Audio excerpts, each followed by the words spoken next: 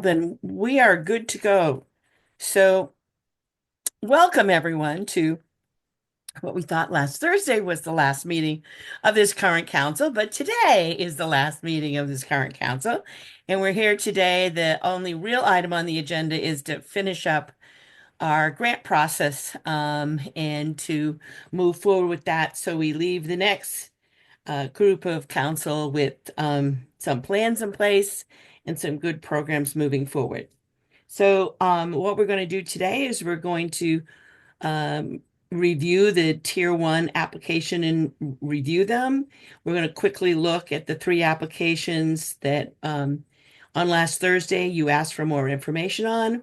After that, we'll look at tier two applications and we will discuss gaps, priorities, needs, and then move to discussion on tier three and four as we move forward with all of this. And that's sort of the gameplay for the next couple hours. And as I know full well, you all will have input as we move forward um, and get this moving. So for the general public, I'm just going to ask quickly that people go around and introduce themselves. I will start. My name is Pat Kimball. I'm the chair of the Maine Recovery Council. Bruce, Bruce Naughton, Maine Reentry Network, part of thank the you. council. Thank you. Paul, Paul Benzel, addiction medicine physician working at Spurwink and Central Maine Medical Center. thank you. Mary, Hello, all. I'm Mary Coyne. I'm the coordinator for the Maine Recovery Council. thank you. Gordon, Gordon Smith. I'm the state's director of opioid response in Governor Mills' office. thank you. Joe, Good afternoon, everyone. Joe Everett, the president and CEO at the Opportunity Alliance and a member of the council. thank you. Todd Brackett, Hi, everyone. My name is Todd Bracken. I'm the sheriff in Lincoln County. thank you. Liz, Hi, Liz Blackwell Moore, she, her pronouns, and I'm the Director of Public Health for Cumberland County Public Health. thank you. Miles, Good afternoon, everyone. I'm Miles Willett. I'm a clinical supervisor at an outpatient facility in Aroostook County and also someone with living experience of opioid use disorder. thank you. Ben, Good afternoon, Benjamin Mann. I'm the Deputy Commissioner of Finance at the Maine Department of Health and Human Services. Also, I'm the Treasurer of the Maine Recovery Council. thank you. Chief Eric Small, Hey, yes, Eric Small. I'm Chief of Police here at the Sanford Police Department. Thank you. thank you. Chastity, Chastity Toole, a harm reduction consultant and a person with lived experience of chaotic drug use.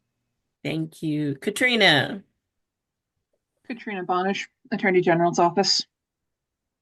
Brendan, Brendan O'Neill with the Attorney General's Office. Grayson, Hi, my name's Grayson. I'm also with the Attorney General's Office. Betsy, Betsy Fitzgerald, representing the litigating subdivisions. thank you. Courtney, Hello, everybody. My name is Courtney Gary Allen. I'm the Executive Director of MIRAP. Also, I'm just switching over to my computer, so you'll see a second version of me, whoever's letting someone in. all right, thank you.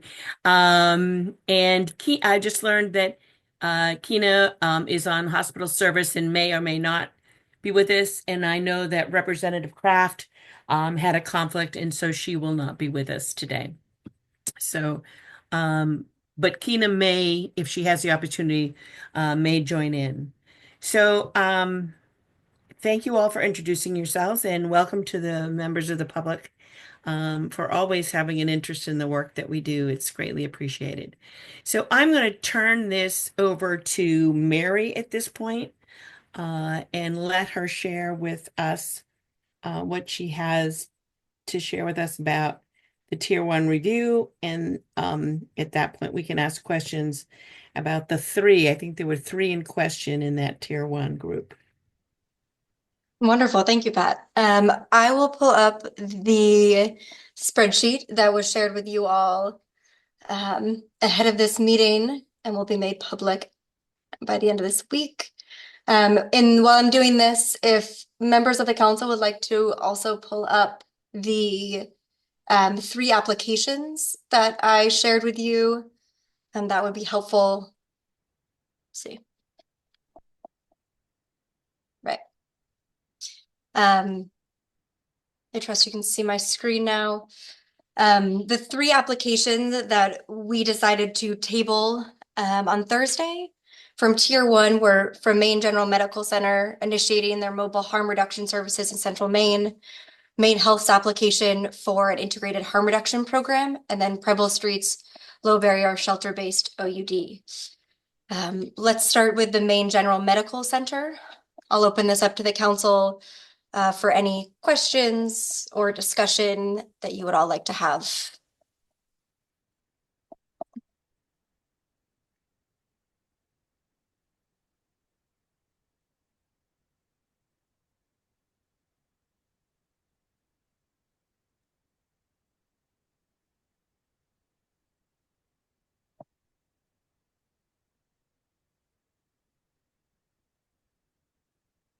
Mary, I don't, in reviewing the application again, I mean, this is probably not terribly important, but we were concerned about some duplication with a similar application from a group in Somerset County. I didn't know if we were able to clarify. We didn't reach out to anybody, right? We're just reviewing the information we already had. Is that correct?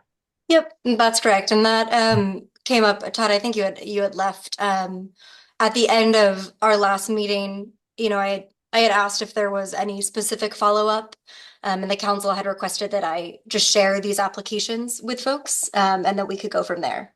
And of course, if needed, after this, we can always follow up and have that discussion. But I believe most questions were answered through the review of those applications. But again, I'm very happy to reach out. And I will say, I believe I've heard from all 3 of these applicants saying that they are more than happy to touch base with us if we need anything from them. I'm not talented enough, Mary, to go back and forth between this sheet and the actual application. And it's the print's a little small for a 73-year-old. Is that $500,000 that they're asking for? Yes. Yep. Okay. Well, I probably said the same thing on Friday that we were about to approve the first syringe program for Somerset County, and at least the discussion was quite favorable to that last week. And so there is already, Maine General has 2 certified sites. And so they will also be, based upon that, receiving our other funds that we committed last December, that the contracts are about done. And I think if this was to benefit, I think maybe northern Kennebec County, well, that abuts Somerset County, where we're going to have the first program up there. So I love the work that this particular program does, but I honestly, knowing what else could be done with $500,000, I don't see the value, honestly, given that we have limited funds and like I say, it's just enhancing what they're doing because they already have 2 sites and they are receiving our other funds for 2 years, as you know, $75,000 per site. So they should be getting checks very, very, very soon for $150,000 in each for the Augusta site and the Waterville site. So I don't support it at this point in time. I would hope that anything we don't support today, that we don't reject, but that the message be that it's not in the funding package for today, but we will continue to keep it on file. And as funds come in, we'll continue to review these applications. I think the question I have is, when I read the whole proposal and saw what they were asking for funding, and it was really for mobile. It was for mobile. It was to put staff on their mobile unit, including an RN. So it is, I hear you. Like I totally hear you, Gordon, and I don't want to duplicate services. And we did provide funding to already. We said we were going to provide funding to KBH for syringe service. But I do just want to put it out there that like when I read the proposal, it's a really great proposal for mobile in a place that like could use mobile. So I guess you know, we'll deconstruct this whole process in the future, but I guess if I had put them next to each other, I'm not sure. I might have said like, how could these two organizations, is there a way to work together or who's going to cover what? Can they each get some money to have hard, actual space and then some to do mobile? Because it feels like both might be necessary. But anyway, for what it's worth. No, I think that's great, Liz. I don't disagree. And of course, the process that we now go through in contracting and things, I mean, there's very likely people from these organizations listening to this conversation, watching us right now. And so these organizations do work together. There's a couple projects that they're working on together. So I would love to see them work together, and nothing we're doing today is going to preclude that, and nothing we do today, in my opinion, if we don't include this in the package, precludes us from looking at it again in January and beyond when we have the 5 new council members. But I just don't support it today. Okay. Thank you. And I agree with Gordon for all the points that he made, just to keep the process moving. Mm-hmm. I'll chime in to say I also agree with Gordon. Any other comments? Do you want to vote on these 3 tier 1s separately, or do you want to vote on them as a group? I would rather discuss the other 2 and then see where the way the discussion seems to take us, in case we can do them as a group. It would be faster. That works for me. Works for everybody else.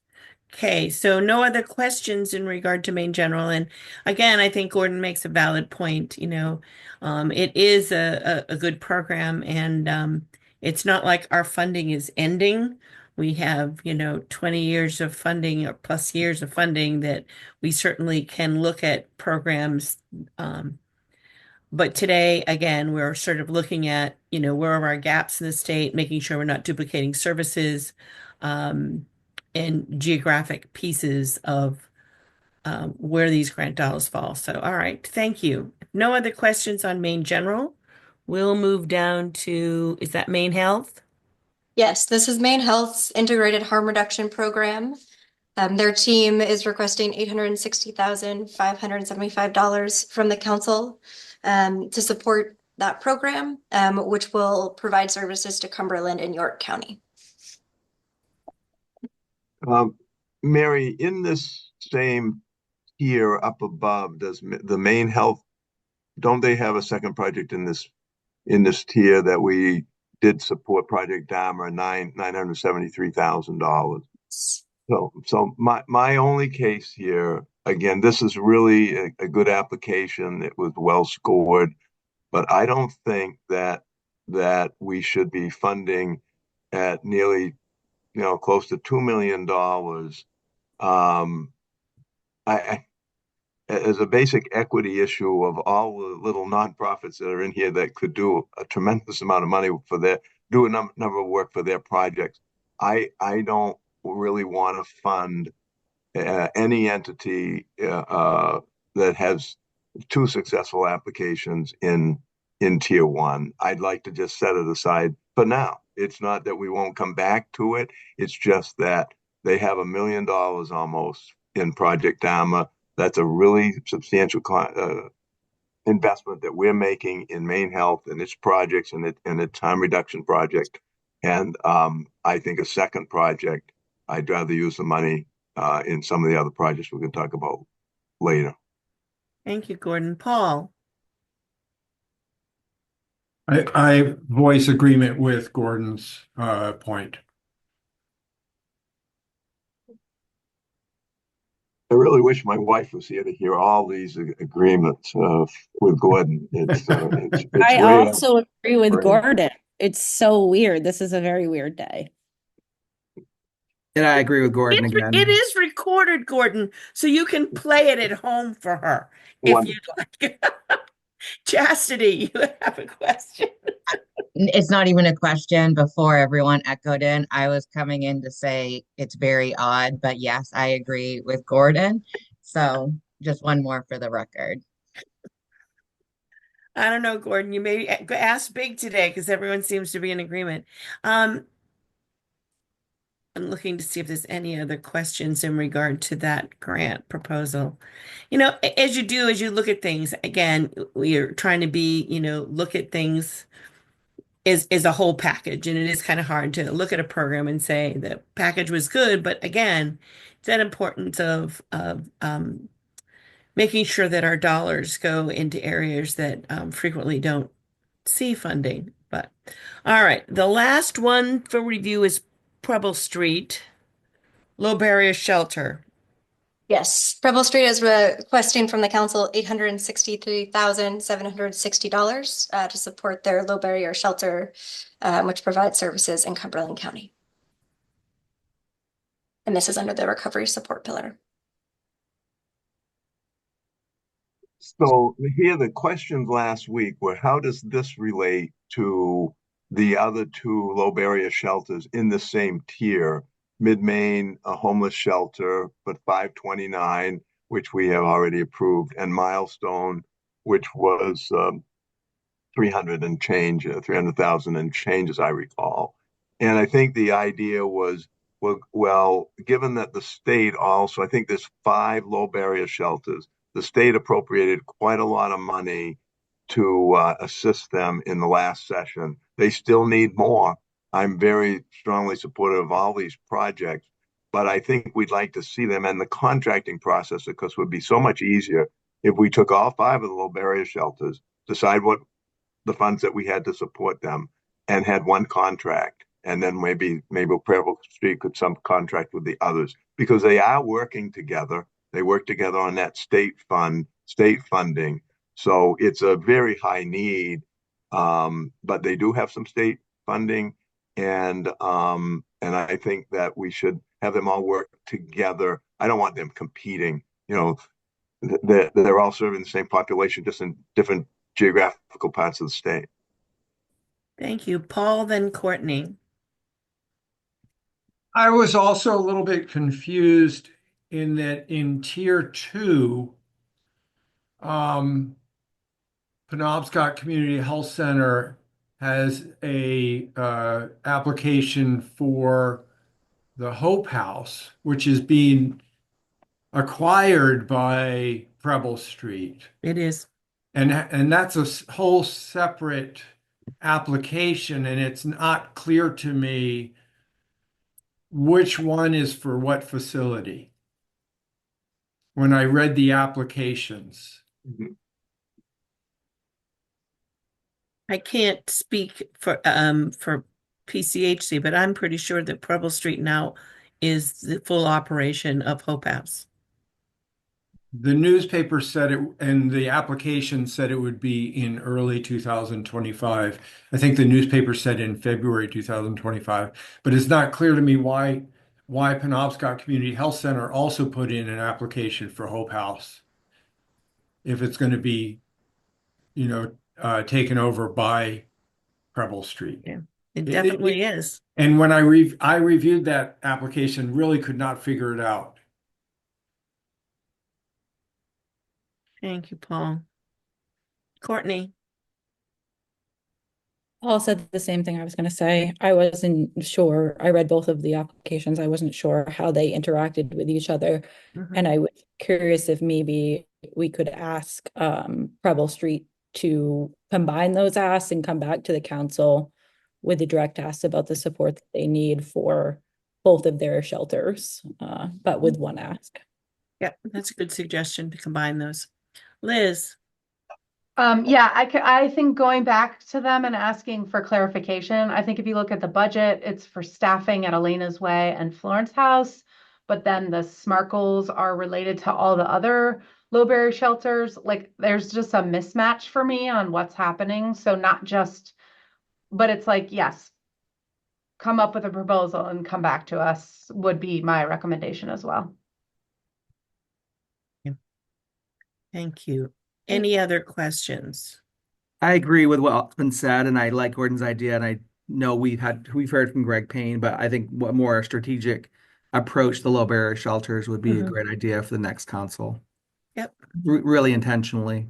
And Also, in terms of process, Pat, I'm not sure we already moved tier one, except for these Correct. three tabled items. Correct. So I'm not sure unless somebody wants to take one of the tabled items off the table, that it actually today would require a motion to do what we perhaps are about to do to look at tier two. I don't believe it. If you're going to leave them, if you're going to table them, you don't need a motion to move them forward because that's not, I mean, I heard that you tabled them, and particularly this one on Preble Street on the Lowberry shelters, we're going to actually request that they put some sort of combined effort into next year with the council, with the new council. But I don't believe you need a vote because you voted to table them. yeah, Pat, and just real quick, my suggestion, I won't be here next year, so this will be up to you all, but my suggestion would be to allow them to redo their application and come before the council to present that ask, not to require them to go through another process. No, no. I'm sorry, I said that wrong. No, the idea was that they would just come before the council with a combined application.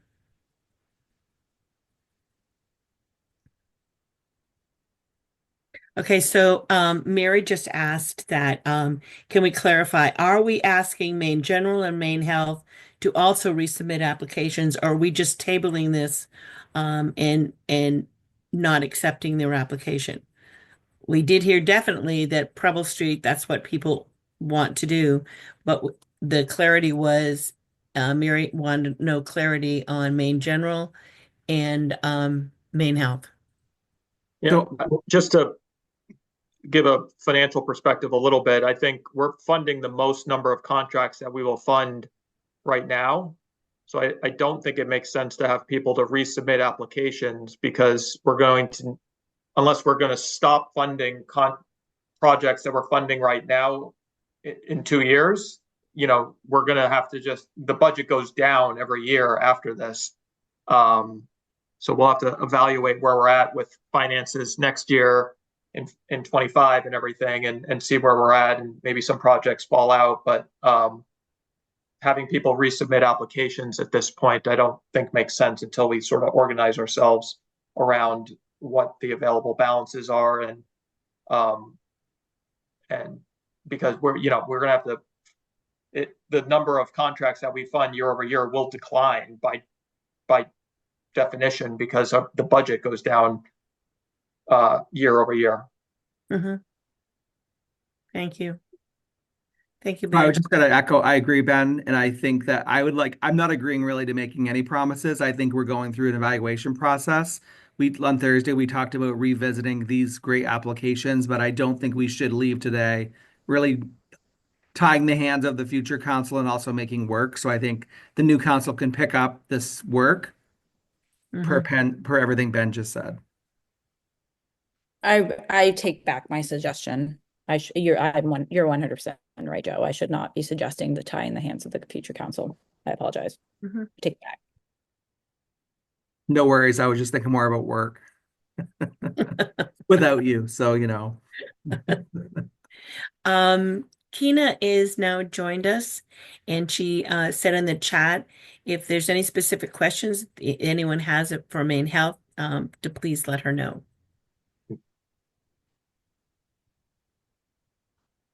I really think that we should move to tier two unless somebody's got a different motion to make. Nope. So we will let tier one stand the way it is with the accepted voted on proposals. And at this point, unless there's an objection from someone on the council, we will move to tier two.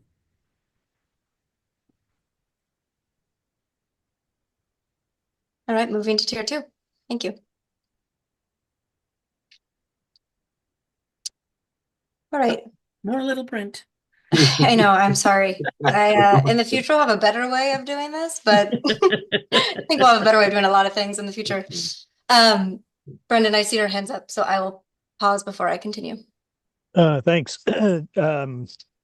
As we did with tier one, this might be a good opportunity for council members to identify, if you have any conflicts that you want to raise or discuss at this time.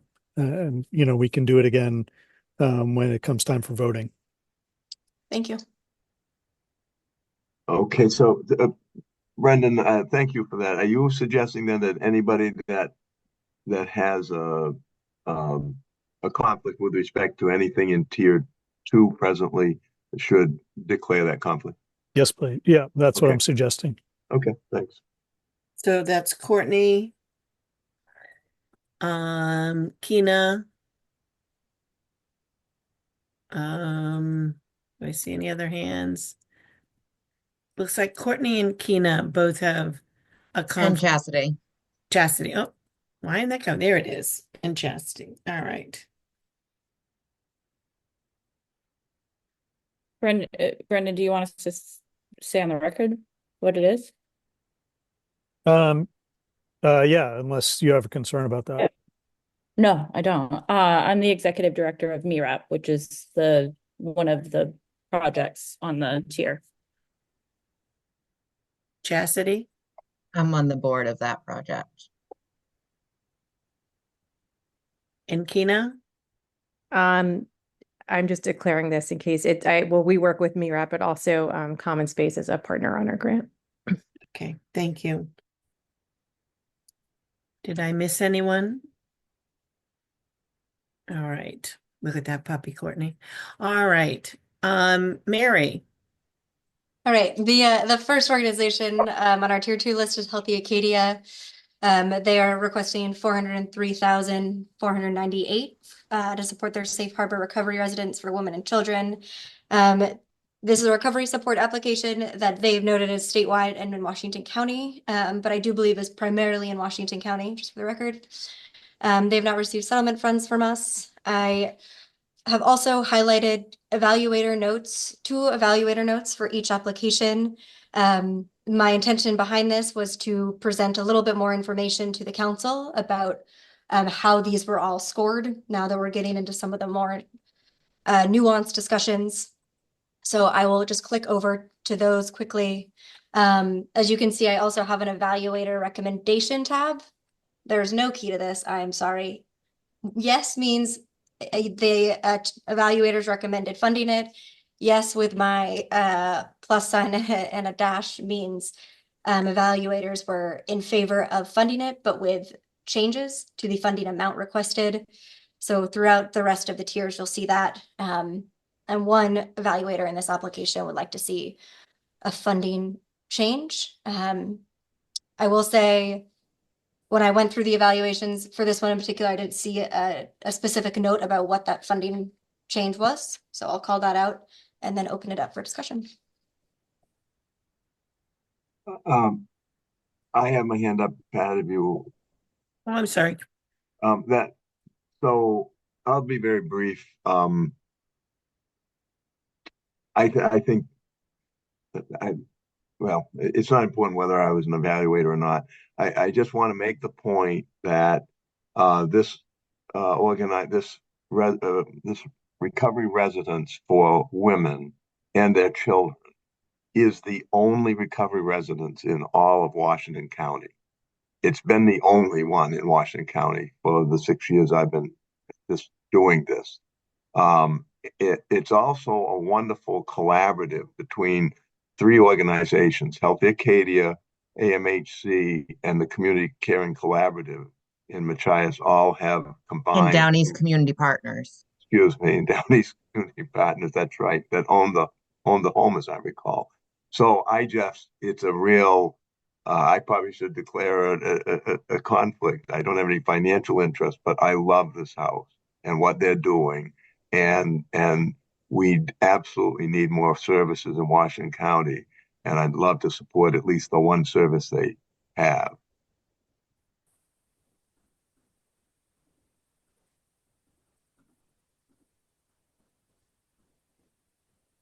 You said somebody had a change they wanted to see in the funding, Mary? One Yes, one evaluator? evaluator noted they were in favor of recommending this project with a change in the amount funded. But when I read through the evaluator comments, I didn't see a specific note about what they wanted to see reduced or changed. Okay. And if I could find that, it's called out throughout the spreadsheet, but I want to note for this one, I didn't No, see it. if they didn't, I just want to know if they specifically said it. Nope. All right. Any other questions on that item? Just a comment.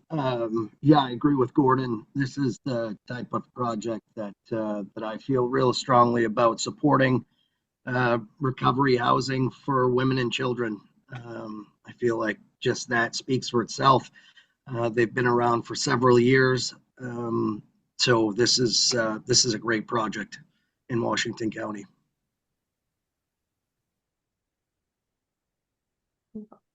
And I think is this the only project from Washington County that applied? Yes, it is. I think so, yeah. I think it is. Yeah, Pat, I can't find my hand. Can I talk? Yes, you can. I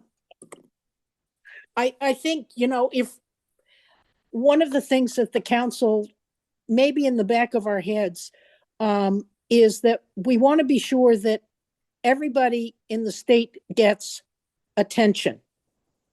And I realize that the population in Kennebec, in York and Cumberland counties is much greater than Washington County. I get that part, but the needs are the same. It's just a question of, how many. And this program has been operating for several years and has done some really good work. And I think that we need to show that there is support for this as well as for programs in other rural parts of the state. I agree, Betsy. I mean, it is, again, one of the things we started out with was talking about identifying gaps, ensuring that, small communities had available to them treatment and recovery, harm reduction, prevention, all of that some of the larger cities have. Not that anyone is rich with services. You can see by the amount of grants they are. There's certainly a lot of work to do, but particularly the rural areas. We need to pay attention to because that's what this money is for, not for supplanting, but for creating new programs to fill gaps. That unfortunately, communities that have been affected by the opiate crisis in Washington County is one. As all right. Other questions? Oh, wait a minute. Someone's got a hand up. Paul. Paul. I would like to make a motion that we support and approve the application of Healthy Acadia for the Safe Harbor Recovery Residence for Women and Children to the amount of $403,498. Do I hear a second? I would like to second that, but I wanted to give Chassie and Betsy a moment, so. Yes, absolutely. But you can have it, Courtney. I'll give it to you. I'll second it. It's been moved and seconded. Who did second it? Courtney. I'm seconding it for you, Betsy, but we know it was really you. Okay, thanks, kiddo. So if no other discussion, I want to call a roll. Grayson, can you call a roll for us, please? Yes. Liz Blackwell-Moore, Yes. Todd Brackett, Yes. Joe Everett, Yes. Betsy Fitzgerald, Yes. Courtney Gary Allen, Yes. Pat Kimball, Yes. Ben Mann, Yes. Bruce Naughton, Yes. Miles Olet, Yes. Eric Small, Yes. Gordon Smith, Yes. Tina Thackrar, I'll abstain. Chastity Toole, Yes. Paul Vinsel. Yes. Thank you. Thank you all. Motion carries. Thank you very much. All right. The next one is We have the Lifeline for Me Summit House Manager. They're requesting $20,800 specifically to have a live-in house manager at their Summit House. And this recovered residence is in Franklin County. All three evaluators were in favor of funding this application. Whitney. This is one that I really like. I obviously like the small dollar amount, but I also think it really seeks to address one of the concerns about recovery housing I've had across the state, is that recovery housing is traditionally supported by an unpaid staffer, which I understand why they do that, but also unpaid work is really hard. So I'm interested to see what this project can do with a small stipend for their house manager. I would be in favor of supporting it. Paul. I reviewed this one and really liked it. And like Courtney, it's $20,000. Just let them have it. Is there any other further discussion on this grant? Sorry, just so this is Ben. I was just curious. Do we have a running tally of how much funding we're pushing out and how much we've approved already? I'm going to leave that to Mary. We're making it as we speak. Yes. Oh, and we have, we do. I'm also tracking on the backside with a spreadsheet because I love spreadsheets. Great. Courtney, do you happen to have what we've already spent pulled up from tier one? Yeah. So tier one's funding package was $7,240,299.90. You just approved about 24,000. You just approved about 424,000 in tier two. And we have 12 million that we'd allocated. Correct? Okay. Yeah, yes, but everybody on this, but most people are aware that we have a package that we're going to propose after tier two that asks the finance committee to put a little more money on top of that, and the total package, frankly, if each of the projects that we're interested in are approved, some of these from tiers 3, 4, and 5 is 13.4 million. So I don't want that to be a secret as we roll along here in tier two. So I thought I better put that on the table at this point in time. Nothing, no further. We don't need to talk about it. We can continue to look at these tier two projects, and then when it comes time to bring in projects from 3 and 4 or 5, then I will present the package that pulls in projects from those areas, and I'll explain why. Okay, so with that, do you want to vote on, if there's no further discussion, vote on Motion to approve Lifeline for Me recovery application at 20,800 for the project in Franklin County. I second that. Courtney made the motion, Paul seconded. Any further discussion? If not, Grayson, could you please call a roll? Thank you. Liz Blackwell Moore, Yes. Todd Brackett, Yes. Joe Everett, Yes. Betsy Fitzgerald, Yes. Courtney Gary Allen, Yes. Pat Kimball, Yes. Ben Mann, Yes. Bruce Naughton, Yes. Miles Olet, Yes. Eric Small, Yes. Gordon Smith, Yes. Tina Thackrar, I abstain. Chastity Toole, Yes. Paul Venzel. Yes. Thank you. All right, all in favor, motion carries. Thank you very much. We're moving to Next is- opiate-free. Yes, it is to support harm reduction services in Deer Isle and Stonington. In Hancock County, they're requesting 150,000. I'd like to just call out that this specific SSP provider is not currently receiving funding from the Maine Recovery Council as part of our December allocation.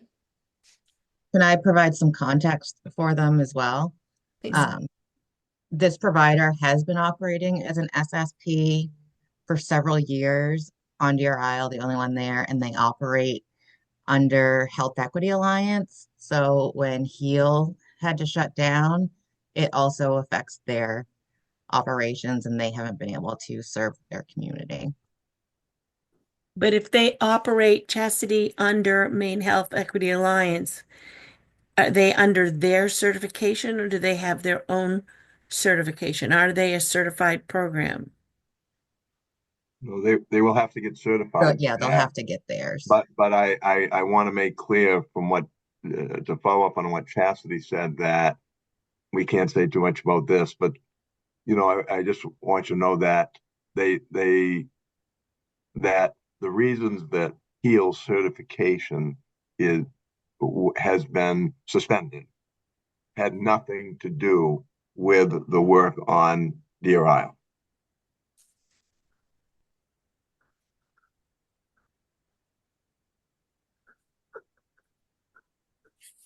So my question would be, would this, if we approved this grant, would it be under the stipulation that this organization becomes certified?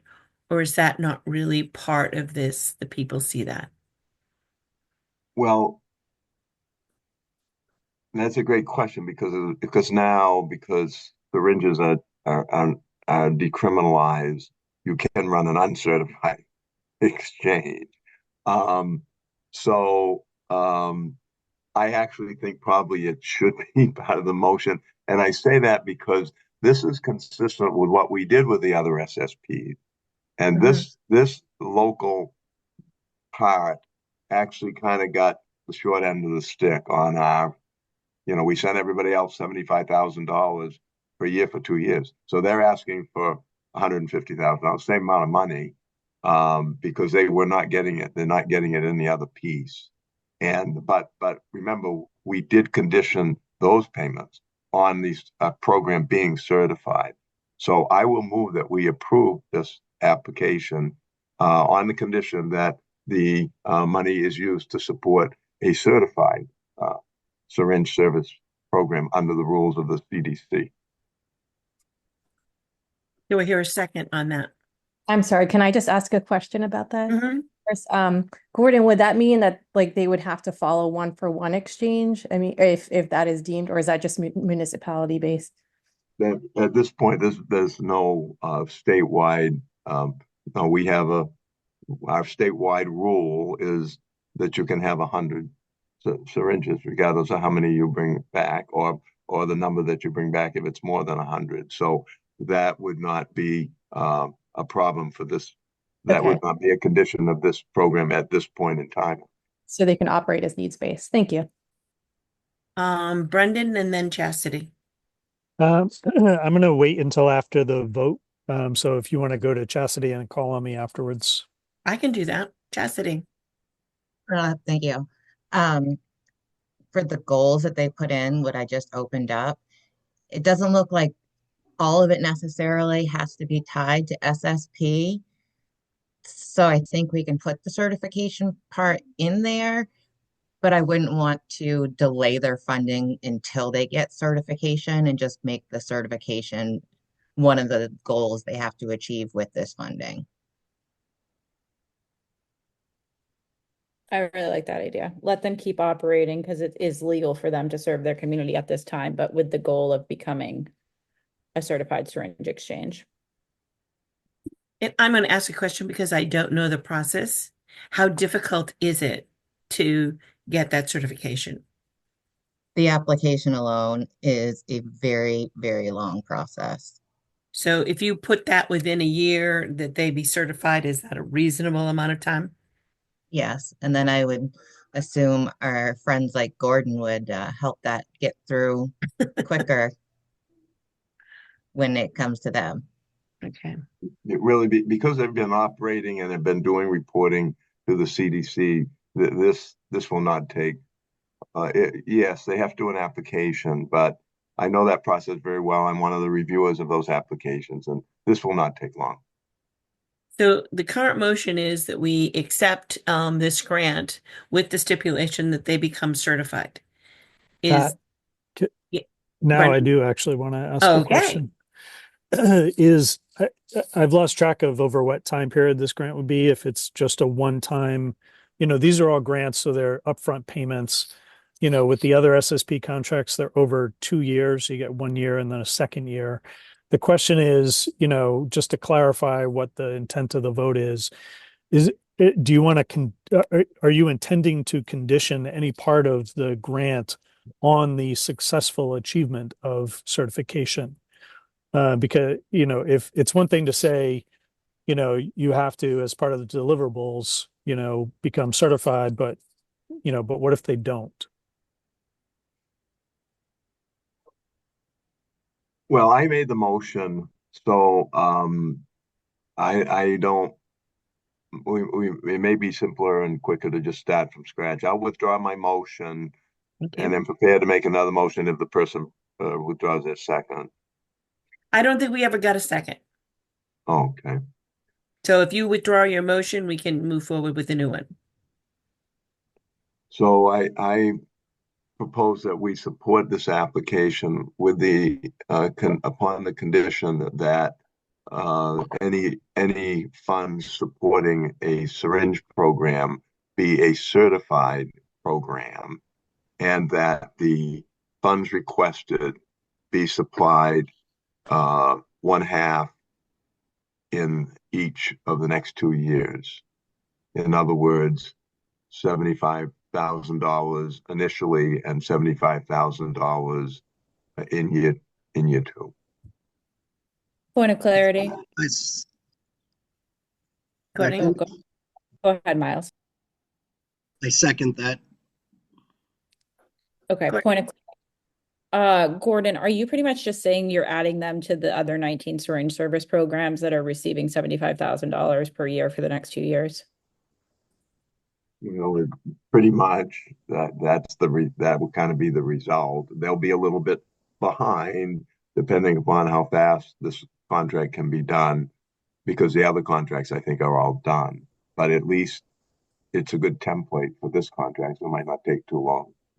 But That's what yeah, I was thinking. yes, I mean the difference I suppose is that I haven't seen this application, and Chastity has looked at it and says there's some things in there besides the syringe program. So it's the same amount of money as the other programs. The deliverable may be somewhat different depending upon their application. Okay. Any other Gary, questions? if you scroll over to their goals, it shows it all in there. Yeah. Yeah, I have to pull it up on my Google, which has every other application pulled up. So let me do this a different way. Well, while you're doing that, I will just say that, another real positive associated with this application, of course, is that the fishing industry is one of the industries that we really, in my work, have focused on, because the fishing industry was really probably potentially the most affected industry in the opioid epidemic, and Deer Isle and Stonington, on the island, the epicenter of our fishing industry in Maine. So it's a really important work that this Opiate Island Collaborative is doing, and it's rural. It's rural, and really relevant.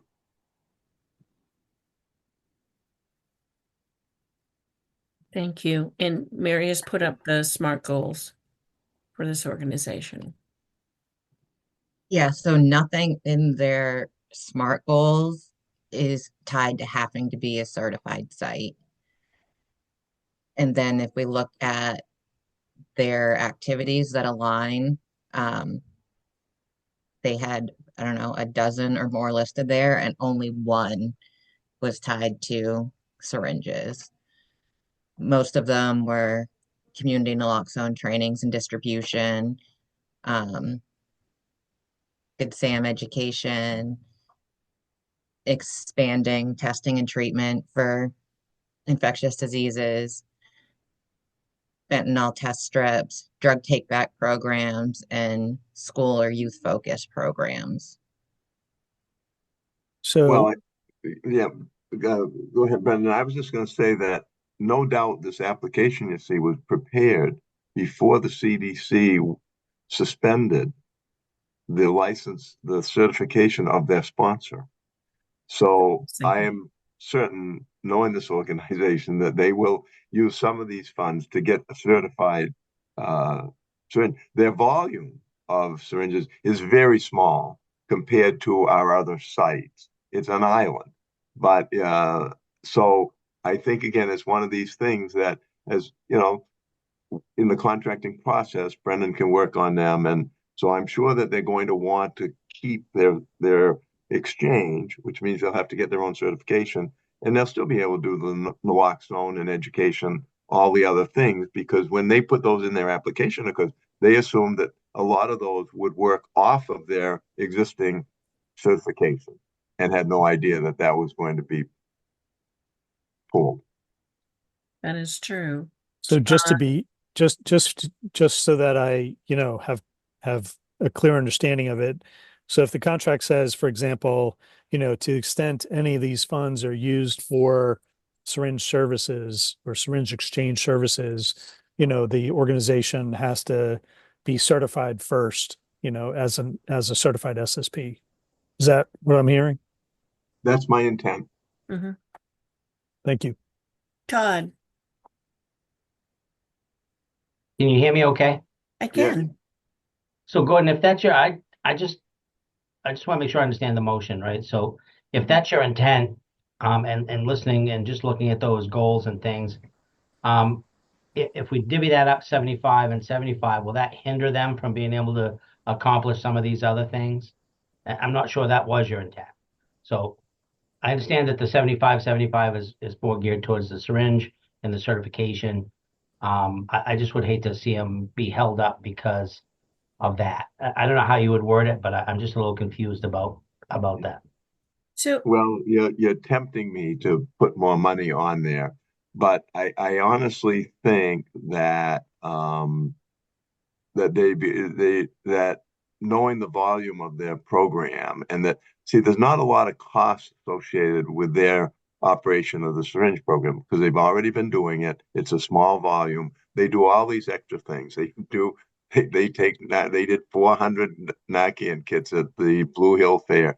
This is a fantastic organization. I think we should just move it along because we've got so many other great applications to look at. And I think within within that $150,000, I think they can get certified, continue to operate their exchange, and do these smart things listed in the smart goals as well. mhm. All right. If there's no other further questions, are we ready for a vote? Okay, Grayson, can you call a roll, please? Liz Blackwell-Moore, Yes. Todd Brackett, I think so, yes. Joe Everett, Yes. Betsy Fitzgerald, Yes. Courtney Gary Allen, Yes. Pat Kimball, Yes. Ben Mann, Bruce He Naughton. he might have stepped away. Yeah, I'll abstain. I just sat back down. Sorry. No, that's all right. Bruce Naughton, Yes. Miles Olette, Yes. Eric Small, Yes. Gordon Smith, Yes. Gina Thackara, Abstain. Chastity Toole, Yes. Paul Vinsel. Yes. Thank you. Excellent. Motion carries. Let's move to, Hey, Pat, yes?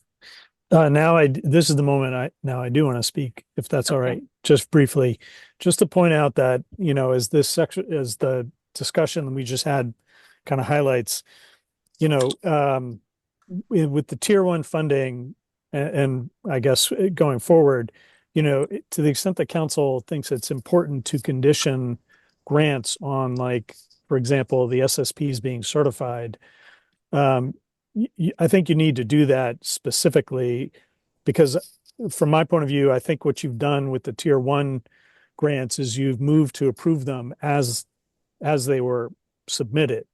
So, like, unless you specifically changed, like in a couple of cases, you changed the amount of money, to provide to somebody. You otherwise have just accepted the application as it is. But if you're going to, I just want to point out, if you're going to, add a requirement such as an SSP has to be certified, you'll need to do that specifically, and not just about the SSPs, about any of the other grantees or any other, requirement you may have like that. That's all. Thanks. Thank you. Thanks, Brendan. The next application is Aroostook County Action Programs, Strengthening Harm Reduction Strategies. They're requesting $80,000 to support that project in Aroostook County. All three evaluators did recommend funding this project. I'll scroll over for a second so you can read two of those comments. I do want to point out that the CAP agencies are very likely to receive funding through a hard, flexible, whole family services allocation, but that this is for a separate program within the Aroostook County CAP agency. Questions? Mary, could you just could somebody tell me what's the substance of this harm reduction program? Is it syringes? Is it naloxone distribution? CAP agencies are, they do various work in all of our counties, but I don't know the project. I did not score it all. I believe this one is primarily for supplies and education. What kind of supplies? I mean, are we talking naloxone? Or are we talking syringes? Believe it's naloxone, but I can double check that. I just opened that up and that was the very top thing. It said for naloxone training and it says purchase naloxone, but they would be a great organization to be a T2 with the Maine Naloxone Distribution Initiative. Right, Well, Gordon? yes. Although I'm concerned, we really don't. It doesn't look like we have operationally a syringe program in Aroostook County any longer, which is very disappointing to me. But again, I can't remake these applications, so I kind of wondered what they were doing. I support this application partly because it's for Aroostook County, partly because it's harm reduction in Aroostook County. We're not complete in our process of naloxone saturation, and I think it's great project. I'm just going to have to continue to think about, okay, how can we get syringe services back in Aroostook County? But that's not for you to worry about today. Any other questions about this? If I would not, just, Pat, sorry, Pat, this is Joe. I know ICAP very well and I support the application. I also think that, Gordon, to your point, we can talk to Jason, parent, and team up there if there are things that we would like to see. Yeah. okay, if I see no other questions or concern, do I hear a motion? I move to approve. Gordon moved to approve. Do I hear a second? I'll second that. Is that Paul? Yep. Paul seconded. If there's no other discussion, then can you call a roll, please, Jason? Liz Blackwell-Moore, Yes. Todd Brackett, Yes. Joe Everett, Yes. Steve Fitzgerald, Yes. Courtney Gary Allen, Yes. Pat Kimball, Yes. Ben Mann, Yes. Bruce Naughton, Yes. Miles Olet, Yes. Eric Small, Yes. Gordon Smith, Yes. Tina Thackrar, Abstain. Chastity Tool, Yes. Paul Vincel. Yes. Thank you. Motion carries. Thank you very much. The next one, if I'm reading this right, it's the Access Center and Project Doorstep from MIRAP.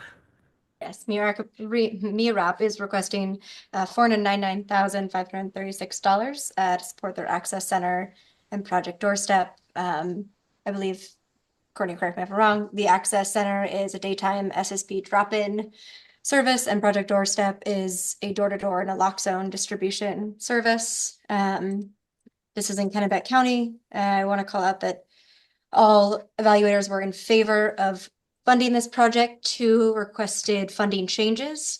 The exact change, again, was not really specified, but there were two questions about the salaries of the full-time staff in the budget. And that's all. Open for discussion. Well, I will move that we approve it. I won't make that motion right now. I'll make the comment that I appreciate all the evaluators' comments, but I don't think in the absence of something really a real outlier, I don't think that the council really has the resources to be dipping into comments about salaries and fringe benefits of people doing this work. Like I say, in the absence of something that we'd all look at and say, well, that's outrageous. I don't think I that was one of these evaluators, but having made those comments, I would move that we approve the project as presented. Do I hear a second? Oh, Paul, you have a question or a motion? Yeah, first of all, Gordon, I'll second that. And I did evaluate this and I recommended we approve this without any changes. I did look at the salaries and I thought they were livable wages and were reasonable. And I did not have an issue with them. Thank you for that input. And Gordon and Paul, I really appreciate your thinking around that, the salary and benefit compensation in general. We often don't value those people who work in the field. No other discussion or comments? We have a motion and a second. I will call for a roll, please. Grayson. Liz Blackwell Moore, Yes. Todd Brackett, Yes. Joe Everett, Yes. Betsy Fitzgerald, Yes. Courtney Gary Allen, Abstain. Pat Kimball, Yes. Ben Mann, Yes. Bruce Naughton, Abstain. Miles Olette,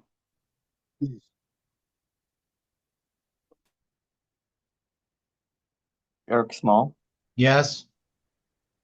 Gordon Smith, Yes. Kenneth Thackrow, Abstain. Chastity Tool, Yes. Paul Vincel. Yes. And I'll try again, Miles Olette. Think Miles. There he is. Yes, sorry about that. I said yes, No worries. but can you folks hear me? Mhm. Yep. Oh, wait. I wasn't paying enough attention. I should have been abstained. I'm sorry. Take me Okay. back, abstained. Okay, thank you. So Chastity abstained and Miles said yes, so I believe the motion carries. I thank you very much. The next on here is the Penobscot Community Health, PCHC Hope House for the low barrier shelter. Pat, I believe we've already, this is on our table. Yep. So we will, if the council's okay with it, we'll move over to common space as our next discussion. Yep, we'll table that. Common Space is requesting $300,000 for a reentry navigator pilot project. This would serve Cumberland County. It's a harm reduction project. Everyone was in favor of funding this. One person wanted to see some funding changes. And again, nothing very specific about what those funding changes were, but a couple of comments for y'all to read if that feels helpful. Discussion. If I see no discussion, I will take a motion. I move I move approval. It's been moved by Gordon that we approve it. Second, I'll second that. Paul seconded. Any other questions in regard to this grant proposal? They asked 300,000. All right, no other questions. Grayson, can you call a roll, please? Liz Blackwell-Moore, Yes. Todd Brackett, Yes. Joe Everett, Yes. Betsy Fitzgerald, Yes. Courtney Gary Allen, Yes, sorry, I couldn't get my button to work. that's okay, Pat Kimball, Yes. Ben Mann, Yes. Bruce Naughton, Yes. Miles Olet, Yes. Eric Small, Yes. Gordon Smith, Yes. Tina Thackrar, Abstain. Chastity Toole, Yes. Paul Vinsel. Yes. Thank you. Motion carries. Thank you very much. Next on the list is Cecil's. Is that Cecil's Place? MAT expansion.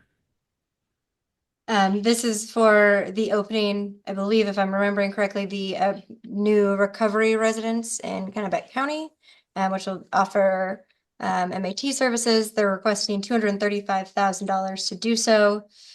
We had every evaluator recommend funding this project, one person with a change. Again,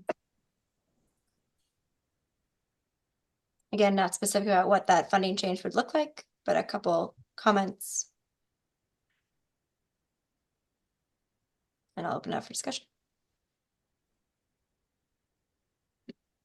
Do we have any questions, concerns? Courtney? Yeah, I guess I had some questions about this project. It's a recovery house in Kennebec County. I think from what I could gather from the application, it's going to be in Augusta. Where I was a little confused was it seems like it's housing Maine Works' employees. So I didn't know, like, is it a part of Maine Works? Is it not a part of Maine Works? If we fund this project, have we accidentally or purposely funded 3 Maine Works projects just in different types of organizations? I just don't know. Also, the other thing I was thinking is Kennebec County just got the largest recovery housing in the state, based in Winthrop. And I'm just wondering, there's also another one that's going to be opening in Augusta that's pretty massive. So I'm just wondering if we're reaching saturation here in Kennebec County, or if we know if we're reaching saturation. I don't know. Those were my thoughts when I read it. So was there anything, Mary, that you remembered, or anybody who reviewed this grant remember anything in regards to this being connected to Maine Works? Oh, I know it's connected to Maine Works. I don't remember whether I evaluated or not, but I know the project. And it is, while Maine Works, I think, is not necessarily the applicant, I think the applicant may be 2 or 3 of the principals who work with Maine Works. And so I mean, I understand Courtney's point that, we have some other organizations that are kind of related organizations. So I'm not sure that they should be penalized if they just because, they've got 3 winning applications. But I do understand that with, many, many good projects that we're not going to be able to fund. I can understand people's concern, because we don't have enough money. I can appreciate people's concern. Not sure how I'll vote. So can somebody clarify for me? It says it's reentry navigator. Am I reading that right? No, No, nope, that's that's the one that's the before it. It's previous the one one. before it. This Yeah. is really as I understand it, is a recovery residence for men who are, part of the population that MainWorks does, which are generally, I think, many people on this call are familiar with their work. They basically take people in transition from incarceration, and most of their and put them out to work sites. They actually are employees of MainWorks, and they kind of are leased to construction companies. It's been a phenomenally successful operation, and it's one of those. Uh, Courtney can help me here. I forget how it's structured as a. It's like a trilogy organization. Well, it's A B Corp. a B Corp. It's But a B MainWorks is a Corp. B Corp. And then their charitable arm is United Recovery Fund. And we gave money to both the B Corp and the United Recovery Fund in Tier 1. And that's actually my question is about like whether Cecil's Place is also a B Corp and what they were asking for money for because they're listed as an LLC, which is a for-profit. And so is this for them to have like staffing or is it for them to do actual construction on the housing? Because I have real concerns about what kind of provisions we put in around how long somebody has to operate. Like, what are we going to say? They have to operate for 5 or 10 years as a recovery residence? Because I don't want our money to be used. And I mean, this is not about them. This is more about just in general, recovery residents is asking for money for improvements to the housing that are not nonprofits, but are for profits. Like, what kind of provisions do we put in to ensure that the money gets used in, for a certain period of time? And I also am kind of like on the like, we've given to 2 other parts of this organization. They're awesome. I'm totally into it. But there are so many other ones that we haven't even gotten to the fact that we haven't done any work to address the needs of BIPOC and immigrant communities, which is one of our principles. So I know we'll get there, but I just want to say we haven't spent any money on that community or on the LGBT community. I move we table this application and move on to the next one. A second. Do I hear? It's been moved by Gordon and seconded by Miles that we table this application. Do I hear any discussion on that?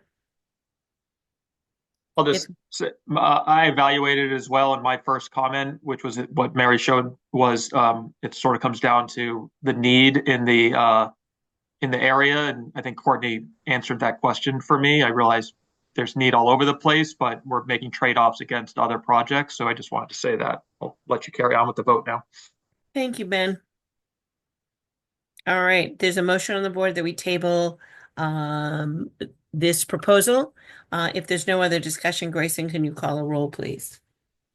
Liz Blackwell-Moore, Yes. Todd Brackett, Yes. Joe Everett, Yes. Betsy Fitzgerald,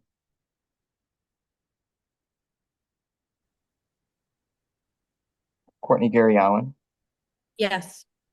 Pat Kimball, Yes. Ben Mann, Yes. Bruce Naughton, Yes. Eric Small, Yes. Miles Olette, Yes. Gordon Smith, Yes. Tina Thackrar, Abstain. Chastity Toole, Yes. Paul Vinsel, Yes. Betsy Fitzgerald. Yes. Thank you. All right, motion carries. Thank you very much. We are down to, looks like we at Needle Point Sanctuary. Is that where we are? Yes. Yes. Yep. Yes, Needlepoint is requesting $20,000 for their low threshold employment program for people who use drugs and who are in recovery. They do have this program listed as statewide with an emphasis on Kennebec, Penobscot, and Piscataquis County. Needlepoint, just for everyone to know, will be receiving funds through the council's SSP allocation. All evaluators were in favor of funding this. One person requested some funding changes. Again, I think that was a focus on the fringe benefits, which we've talked about, where not taking into consideration at this point. It's $20,000 harm reduction. I move that we approve the project. I second that.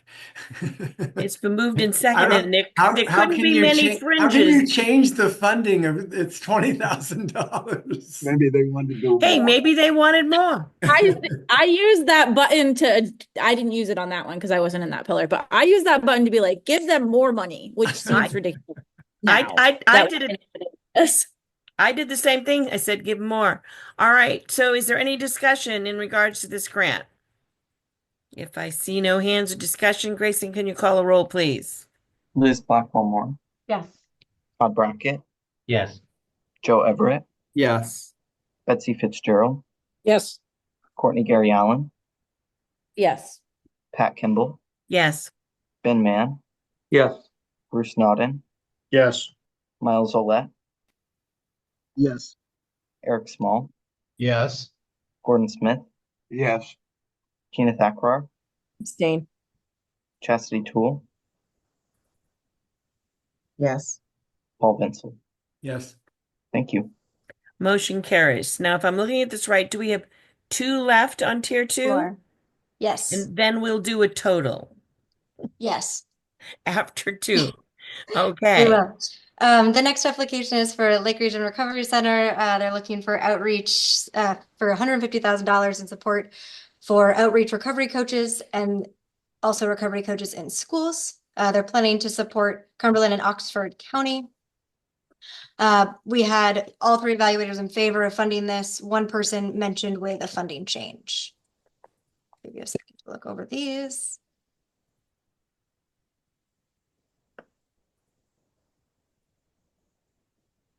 Well, Courtney and Paul have their hands up, Pen. Oh, Courtney. And then Paul. Paul was first, sorry. Okay, I evaluated this one. I haven't worked with Lakes Region Recovery Center for a few years, but when I worked in the emergency department in Bridgeton, I worked with them a lot. They were super helpful. They would come over to the emergency department whenever we called to have a recovery coach with the patient when we were, trying to get them into services. They have continued that work. They're really well placed in the community, well thought of. And I requested, I said we should support this. Thank you. Courtney. I think it is an amazing project. And also, I think it's a prevention project. And I'm wondering if maybe we should ask them to reapply or to resubmit under the prevention pillar. I would look to Liz to see if my assessment on that is correct. I can't see the budget. I know you sent them. I couldn't do the links, didn't work for me. So it seems as if they applied for some to increase their peer supports. It just out of their center. And so perhaps I don't know about the evidence base of having peer support folks who are adults in recovery with young people and how that, like, if there's evidence base for that for prevention. And so I guess if they were willing to have peer support folks, if it's just increasing their peer support work that they do, which is fabulous work in the community for adults, then I think that could fall under this pillar of recovery. And perhaps the other part they could apply for prevention. Thank you. Well, should we then consider reducing the amount, given that, I mean, recovery coaching is not prevention. Recovery coaching is supporting people in their recovery. Correct. And I did not evaluate the project. I agree with Paul. I know the center well. I've been there more, 3 or 4 times. They do a wonderful job. How would you feel, Courtney, if we reduce the amount by, like, they only asked for what, 150? We could give them $75,000 to support their recovery coaching activities, and then encourage them to do something in the prevention realm when we get to prevention. I just throw that out there in case that's a reasonable compromise. Can I note that with the budget pulled up, it's 1 year's budget is 75,000, so that would get them through a year, and then if there's a prevention grant or funding, we could add 75,000 later on. So they asked for 1 year, 75,000 for 1 year. They asked for 2 years. They asked for a total of 150, but if we Oh, did okay. reduce it to 75,000, that would be 1 year's worth of expenses as listed in this budget. I think the issue to me is more about like doing the recovery work with adults and be, you know, you will hear me when we do prevention stuff. I just want to know the evidence based around having adult recovery coaches who are not trained behavioral health professionals doing direct individual work with young people. Yep. And so I would be more comfortable with funding the part that they do now and expanding that because that's great work. It's evidence-based. And so this, if it's reducing their funding, it could be reducing the funding so that it's just, or just doing that part of the work and not the in schools part. Well, to help us move this along, because we've still got, I think, a lot we can accomplish in the remaining 35 minutes.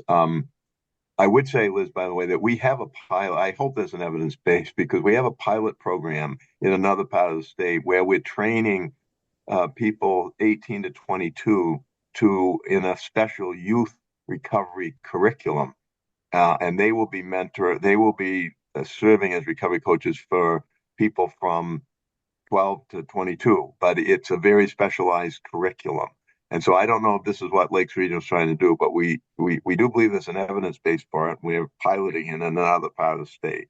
Well, but that's with So- special training and like Yeah, oversight, and exactly. I would be more comfortable with that. I'm not comfortable with a version that they didn't provide in here that level of training and technical support for doing that.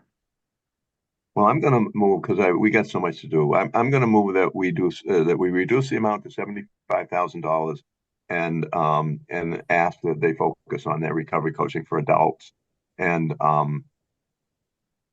period. All right, do I hear a second to that? I'll second that. Paul seconded. Any further discussion on that? If not, Grayson, will you call a roll, please? Liz Blackwell-Moore, Yes. Todd Brockett, Yes. Joe Everett, Yes. Betsy Fitzgerald, Yes. Courtney Gary Allen, Yes. Pat Kimball, Yes. Ben Mann, Yes. Bruce Naughton, Abstain. Miles Olette, Yes. Eric Small, Yes. Gordon Smith, Yes. Tina Thackroy, Abstain. Chastity Toole, Abstain. Paul Vinsel. Yes. Thank you. Okay, so the motion carries. I just got a reminder that this Zoom is a hard 5 o'clock. It has to shut down at 5 o'clock. Because people need to go home. They need to stop at 5 because Katrina runs the Zoom and Grayson and they leave at 5. So we have one more to go in tier 2. And then we have about a half an hour to look at the rest of them. So let's do this last one and then give a final total of where we are for. Great. You cut out, Pat, but I think we're ready. The last application in tier 2 is Volunteers of America, Northern New England. They're asking 182,000 for Twilight House recovery coaching. Twilight House is an existing recovery residence in Cumberland County, and they would like to add recovery coaching support services. All 3 evaluators were in favor of supporting this project. Questions?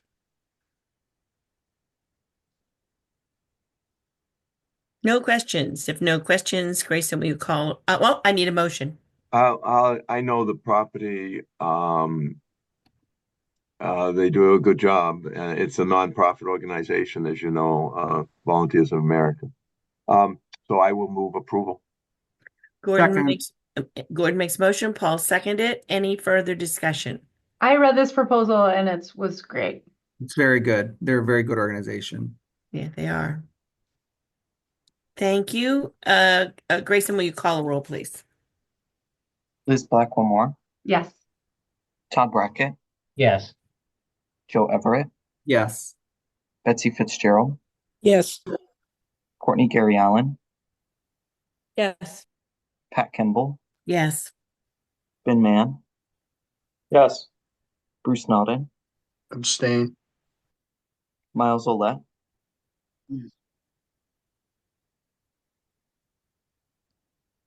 Yes. Eric Small, Yes. Gordon Smith, Yes. Keena Thackra, Abstain. Chastity Toole, Yes. Paul Vinsel. Yes. Thank you. Motion carries very much. That's a lot of work, people. That is a lot of work, council members. I appreciate it. Do we have a total of what we have funded right now? I am trying to pull that as we speak. If anyone else, Courtney, I don't know if you happen to have it. If you do, let me know, but I will. Do you happen to have it? You have funded 8 million. Let me double check. $8,971,123.08 in the package 1 and 2 tiers.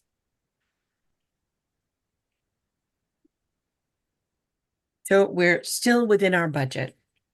We have more to go. Excellent work. Gordon.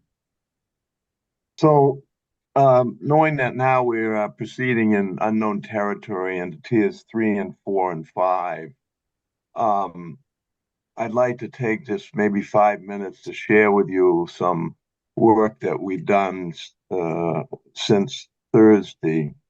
On a one-to-one basis, we haven't had any small subcommittees, but we've spent hours and hours and hours going through all the applications and have a package of proposals from tiers 3, 4, and a couple from 5, which we would like to propose as a package. And I say that because it's the only way we can do it in 29 minutes.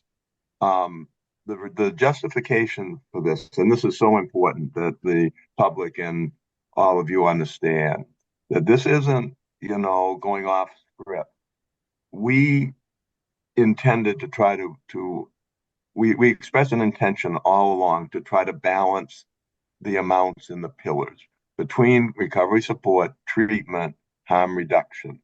If you just take the scores and do the work that we've done, it is not balanced amongst the pillars.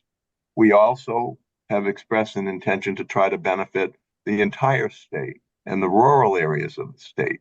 And if you don't filter these remaining applications by urban, rural, Aroostook, Washington, then it's not geographically balanced. There's almost nothing in northern Maine. And then finally, we also have expressed an intention to focus on our special populations, pregnant women with substance use disorders, our BIPOC population, our indigenous population, our queer, gay, and transgender population. So we have spent dozens and dozens of hours to put together a package that is balanced among the pillars, that doesn't change anything we've just done, by the way. It builds on those. It takes about another $4.5 million, frankly, and could get these projects started early in 2025 based upon our votes today. So I think it's justifiable. I think that we have a spreadsheet that shows which projects that we would pull in from tier 3, 4, and 5.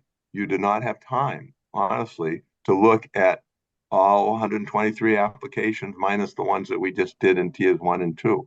We did this.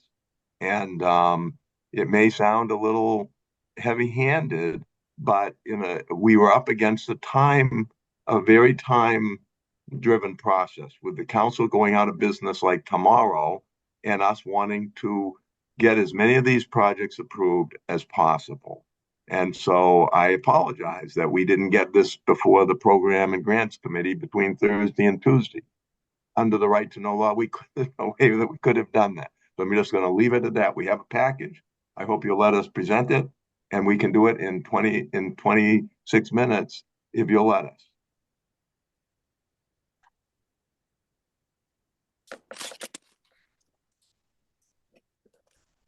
Brendan had a question. And then Gordon, can you say who the we is that did the work and put the package together? Sure.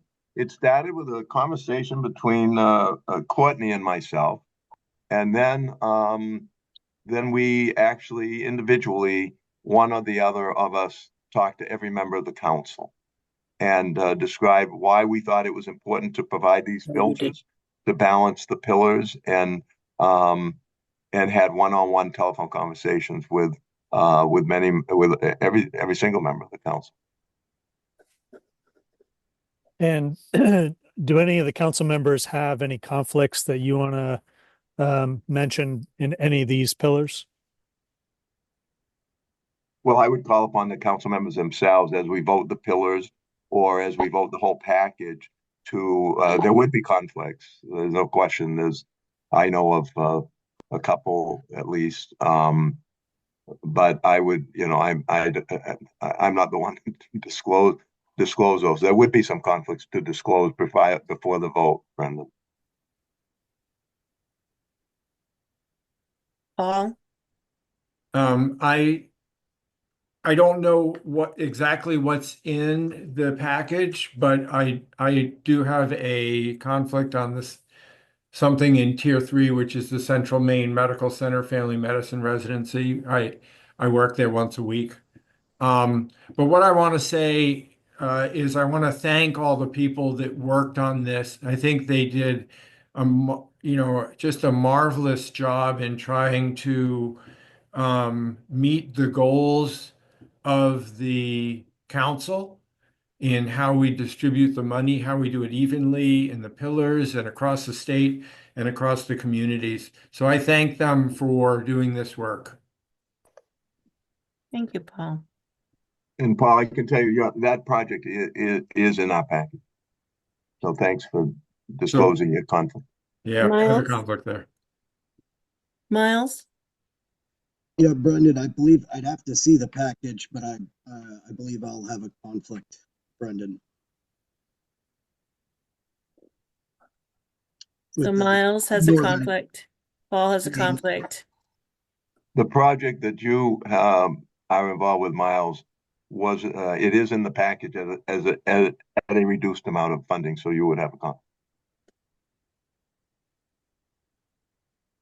Hey, if there's no other conflicts that are going to arise at this time, is there any objection that Gordon move forward with explaining this package to people and give council members the opportunity to ask questions? I have no objection to that, but I do have a conflict in Tier 4. I just got done looking at it, so thank you. Okay. Hey, Pat. Mm-hmm.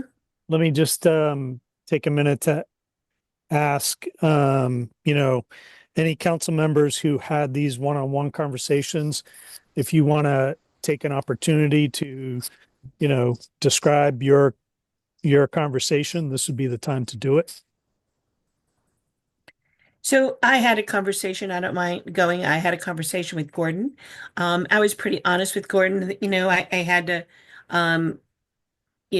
ensure that it was true to the process, that in how all of this laid out, that it sought to the mission of the council, which was to save lives, to support gaps, rural services, and to, evenly distribute money in amongst the pillars. And so that was a concern of mine. The concern of I talked a little bit about perception, how this looked and how that process went, that we had to have some consistency in how we chose projects and be able to, really feel good and justify those projects that are there. And so that was part of my conversation with Gordon. Liz. I had a conversation with Courtney and we I will say that my concerns were there. I definitely have some concerns on process. I feel like I was talking about how some of the scoring, I felt like people were scoring organizations, not necessarily the applications as they were. And so I have some concerns about some that didn't make it into higher levels and didn't consider. And so I also then was really concerned about considering the needs of populations that have the greatest barriers, particularly BIPOC and immigrant organizations. There's been a lot of talk about how, I don't know if all of you saw it recently, but in the New York Times, they even cited data coming from Maine in which the overdose deaths have fallen by 20% amongst white people and increased 40% amongst Black people in Maine. And so I thought my point was that I really felt like it was very important for us to be considering demographics. And so in the package, there is for Gateway Community Services as well as Wabanaki Public Health and Maine Transnet to receive funding because we have not covered that. We also talked about geography, but mostly my concern was about those being added into the package. And that if we don't do that, we are not living up to our principles that we set out at the beginning of this process.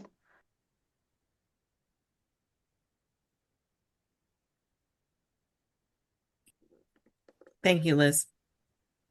Anyone else? Okay. If there is Miles, sorry. Yeah, I had a conversation with Gordon similarly from what Pat and Liz.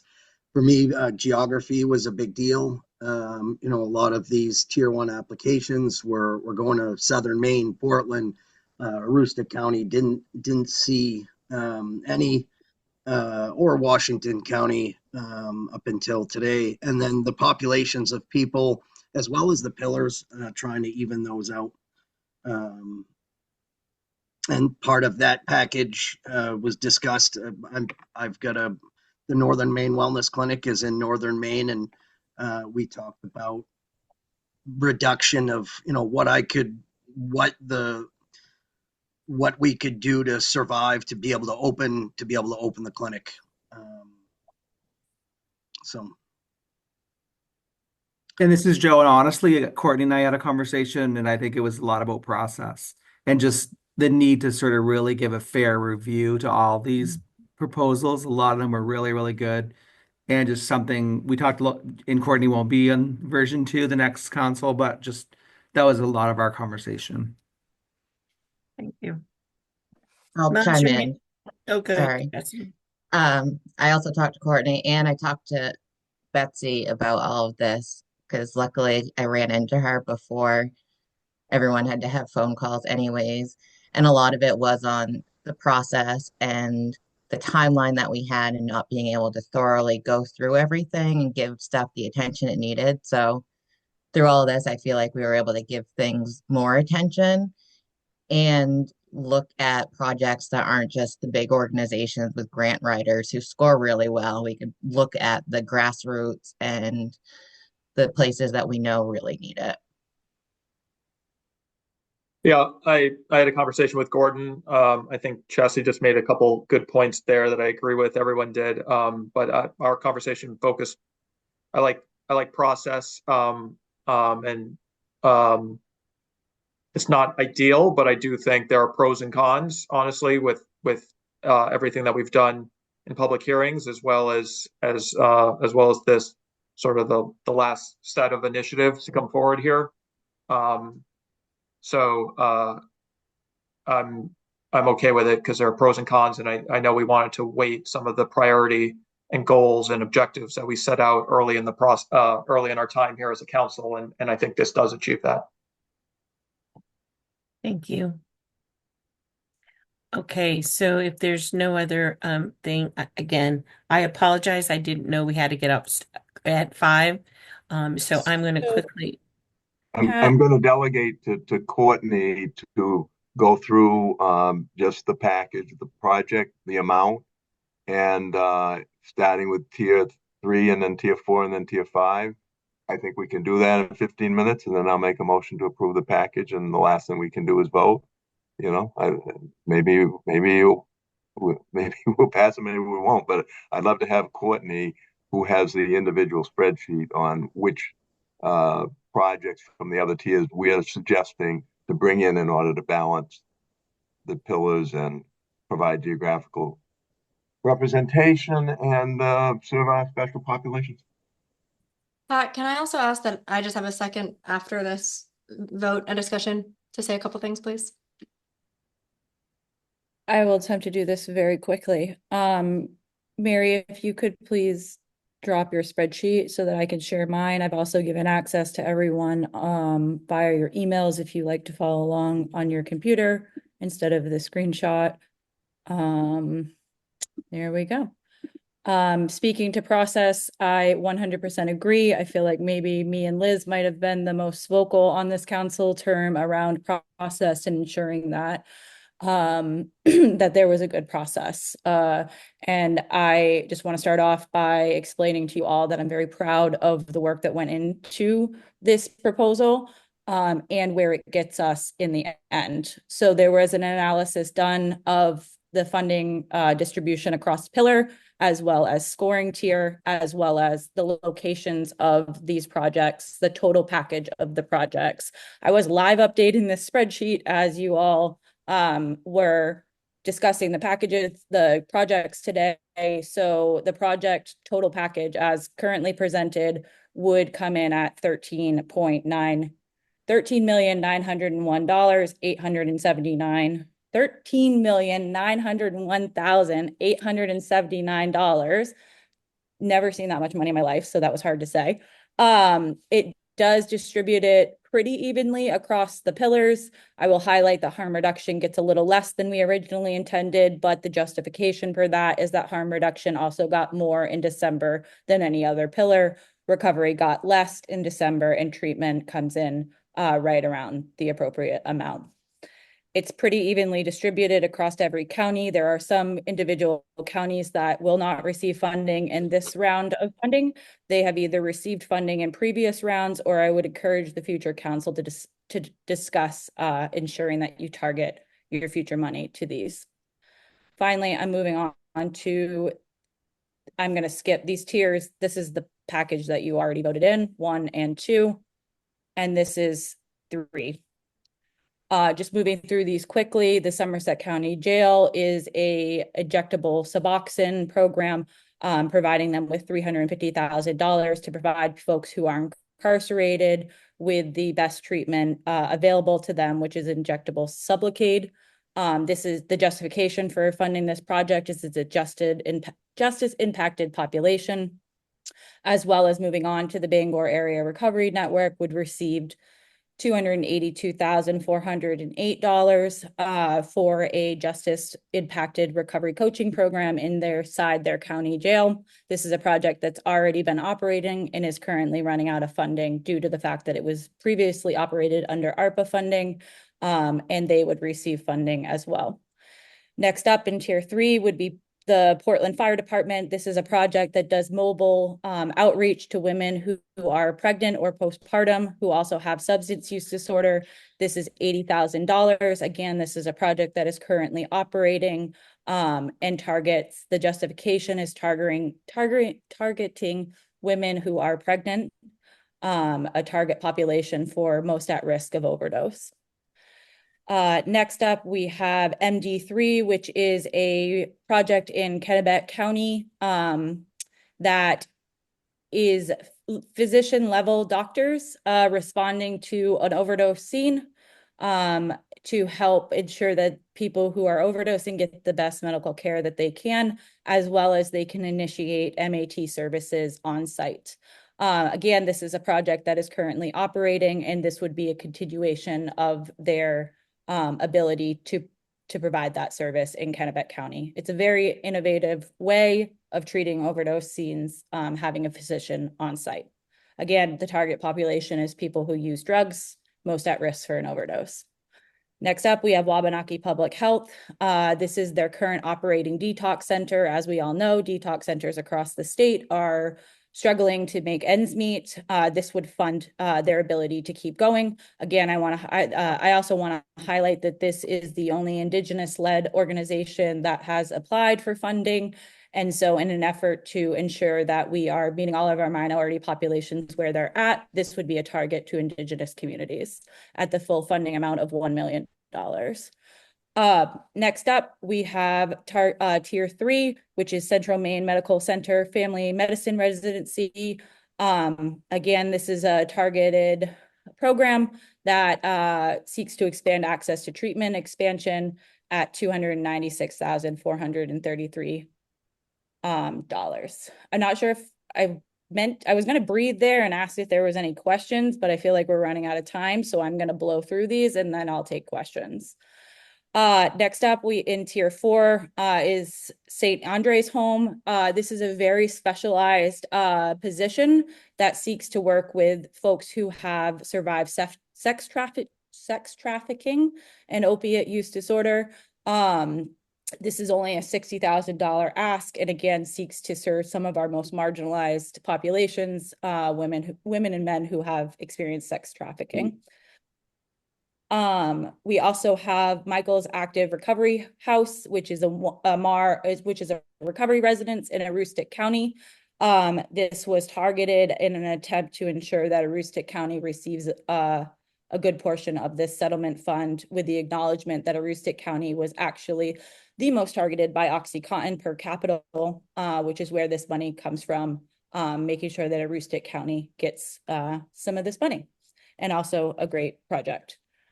Next up, we have York County government. This would provide them with a reduced amount from their request. They requested $1 million. This would approve $300,000 to go towards their treatment center, which is going to be run by York County government and has received a large portion of ARPA money. And this project was included in the package to ensure that York County receives some of our funding.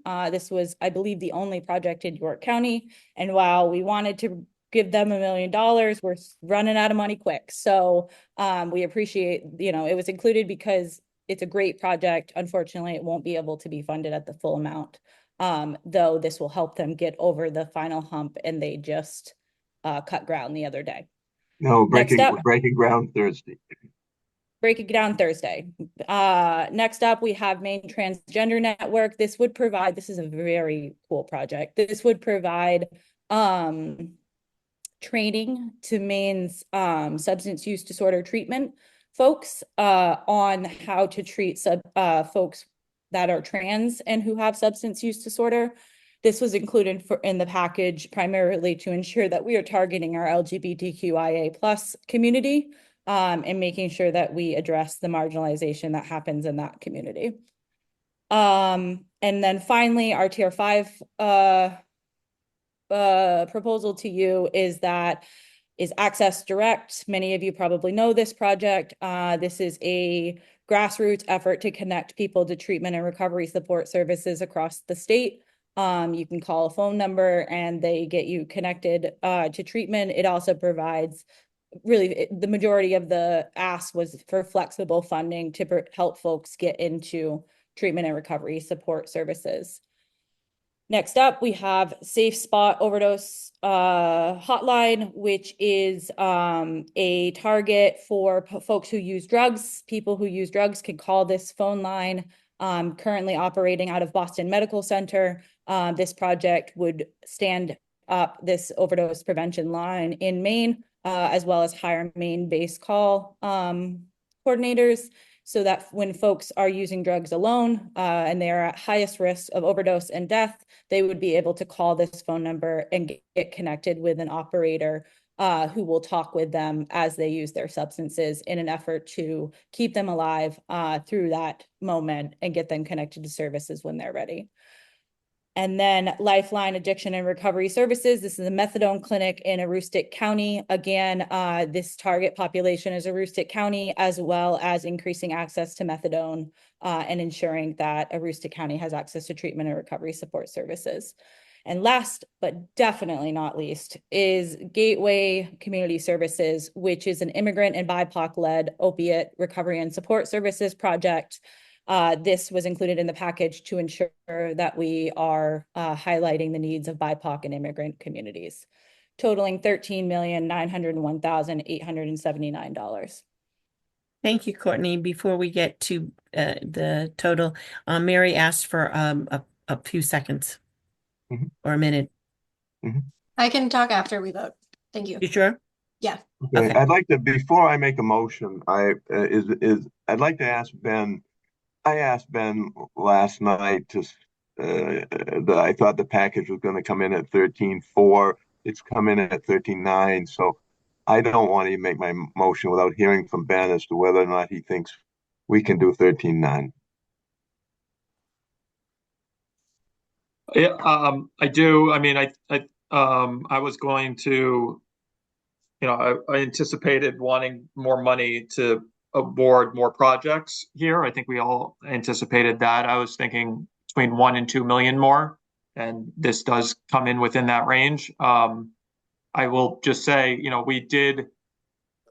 I think we've had this conversation, like these projects are all, I don't think we divided them up between one time and ongoing, and we will need to make trade-off decisions in the future and fund fewer projects as we go on, and including this will mean just harder choices down the road, but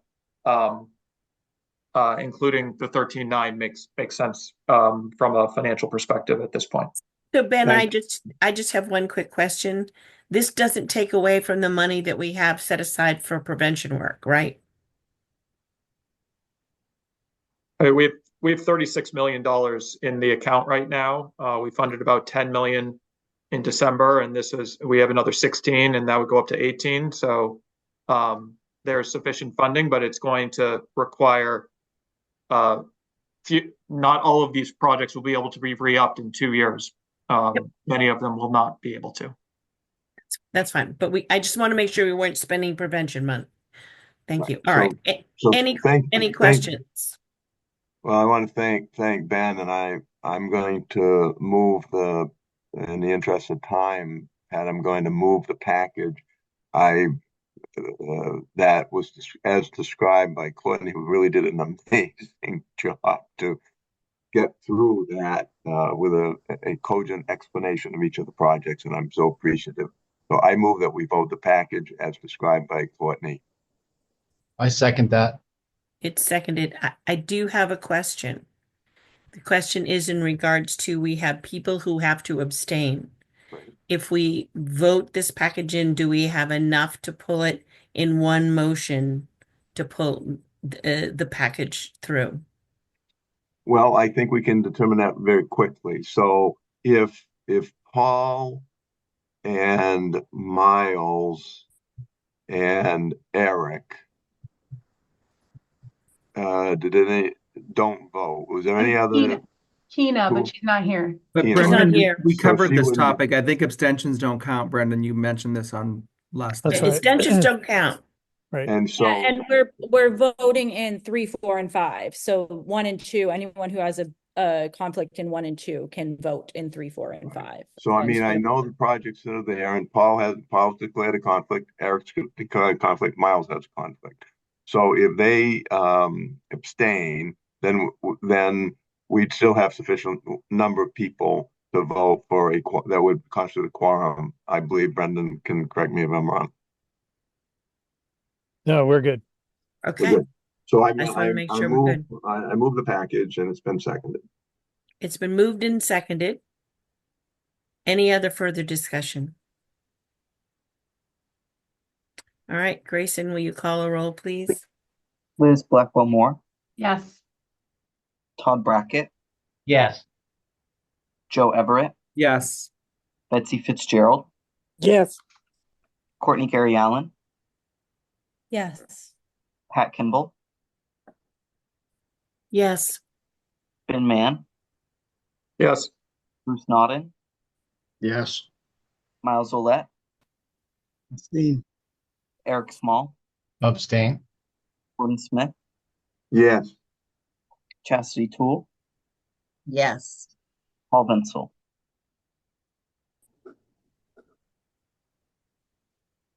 Paul, you're on mute. All right, motion carries. I really do thank you all for I the abstain. Oh, I'm sorry, Paul, you abstained? I'm sorry. Yeah. Very quickly, I just want to say, and this is my last 2 minutes as a Maine Recovery Council member. Last meeting, I cried on mic for the first time of my entire career. And tonight I'm going home very proud of the work of the Maine Recovery Council. We did it. There were some bumps along the way, but we did it. And I can go home to my community very proud. Thank you all so much. It's good work, all of you. It is a pleasure. I am going to give the last minute here to Mary, who has some things we need to hear, I think. Where'd you go, Mary? There you are. I'm here. I'm gonna get questions about this, and I have so much to say, but so little time. So I just want to let everyone know that if you're watching this, you will see these funding decisions come out. If not, every decision will be announced by early December. I'll get that out as soon as I possibly can. And we'll talk about next steps, timeline for anticipated funding. We'll gather everything together. A reminder that LOIs and grant applications will be made available to you all, as well as your scores, and that we don't have an appeals process set up. The info box is open. Please be patient with us over the next couple of weeks. But that's all. I just wanted to make sure that was out there and folks knew that, so they had that to reference. And that's all. And I am so grateful to have worked with all of you and to continue to work with many of you. And congratulations on a very successful application.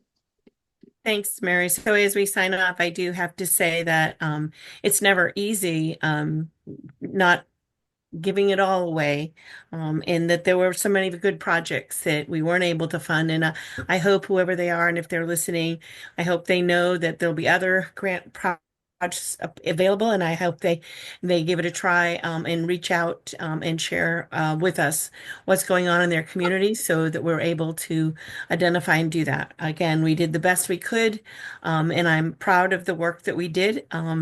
And it was a Herculean effort on many people's part, and particularly Mary's part on the work that she did in coordinating all that. And again, it's the passion of this council that made it work. You are a pleasure to work with. For those who are coming back, remember December 12th is your meeting to be sworn in, as well as a public forum. You will get more information on that as we move forward. And again, I wish you all well. Those who are leaving us, I will miss you. Trust me, I will miss you. For those coming back, I look forward to working with you. Have a good Thanksgiving. Please take care of yourself. And if there's no other business, we are ending at 5:01. Wait a minute, I see a message here. Yeah. From Miles saying thank you. Good work. But again, if there's no other business, we will adjourn the final meeting of this first term of the Maine Recovery Council. Thank you, All right. everyone. Thank you all. Enjoy the rest of your evening.